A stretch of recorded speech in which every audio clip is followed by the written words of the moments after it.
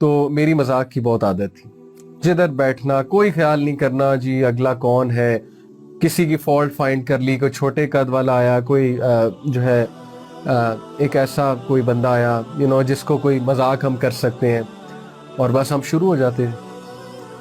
तो it is only at that time of peak I heard this hadith and I was really scared کہ یار معاملہ اتنا خطرناک ہے. And that hadith goes like this کہ Abu Hurairah who reported the messenger of Allah sallallahu alaihi wasallam said, verily a man might speak a word to make those around him laugh. بے شک ایک بندہ ایک ایسی بات کرے گا اپنے ارد گرد کے لوگوں کو ہنسانے کے لیے, yet by it he plunges farther than the star of Pleiades. یعنی یہ ڈیپتھ بتائی جا رہی ہے کہ وہ ہیل فائر میں اتنا نیچے گر جائے گا اس بات کرنے کی وجہ سے جتنی سٹار کی ڈیپتھ ہے. مطلب اتنا سیریس معاملہ کہ آپ ہنسی مذاق میں ایک ایسی بات کرتے ہیں جو آپ کے لیے بالکل نارمل.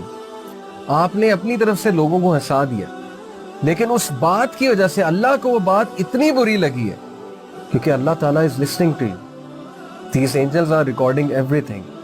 اتنی بری وہ بات لگی ہے کہ اس کی وجہ سے انسان کا مقام ہیل فائر میں نیچے گر جاتا ہے, اور پیراڈائز سے انسان پیراڈائز والے اگر عمال کر رہا ہے لیکن ایک بات اس نے ایسی کر دی ہے جو اتنی بری بات ہے, اتنی کڑوی بات ہے, یا اتنا برا مذاق ہے, کسی کے بارے میں مذاق ہے, آپ کسی کو روسٹ کر رہے ہیں بیٹھ کے, آپ کسی کی فالٹس جو ہے وہ ڈسکس کر رہے ہیں محفل میں بیٹھ کے, آپ کسی فیمیل اپوزٹ جینڈر کو ڈسکس کر رہے ہیں, اس پہ بہتان لگا رہے ہیں لوگوں کو ہنسانے کے لیے, آپ دوسروں کے افیئرز ڈسکس کر رہے ہیں, سکینڈلز ڈسکس کر رہے ہیں, آپ نے کوئی اتنا گندا مذاق کیا ہے کسی کو ڈیمیج کرنے کے لیے, یا آپ نے کسی کی فیملی کے بارے میں کوئی بات کر دی ہے اللہ تعالیٰ, یا آپ نے کوئی ایسا مذاق کر دیا ریممبر جو دین کو ہٹ ہو رہا ہے, جا کے اللہ رسول کے بارے میں آپ نے کوئی بات کر دی, اینجلز کے بارے میں آپ نے کوئی بات کر دی.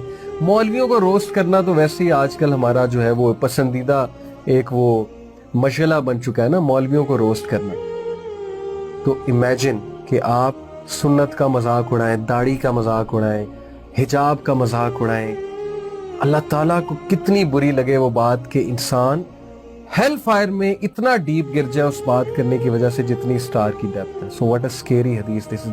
وین آئی ہرڈ دس حدیث کہ انسان کبھی کبھی ایسی بات کرتا ہے, اسی سے ریلیٹڈ ایک اور حدیث ہے صحیح مسلم کی, کہ انسان کبھی کبھی منہ سے ایسی گفتگو کرتا ہے کہ اللہ تعالیٰ کو وہ اتنی بری لگتی ہے کہ اللہ تعالیٰ اسے پیراڈائز کے رینک سے ہٹا کر ہیل فائر کے رینک میں لے جاتے ہیں.